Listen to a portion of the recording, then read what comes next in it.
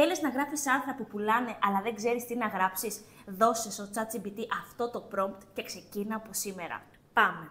Βοήθησέ με να δημιουργήσω ένα topical map για το blog μου που έχει τις μεγαλύτερες πιθανότητες να με βοηθήσει να καταταχθώ για long tail keywords που σχετίζονται συγκεκριμένα με το keyword π.χ. ασημένα κοσμήματα. Και δώσε μου clickbait style τίτλους για κάθε θέμα.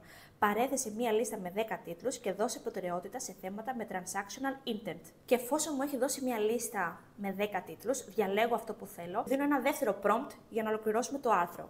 Δημιούργησε ένα άρθρο 1000 λέξεων με φιλικό αλλά επαγγελματικό τόνο.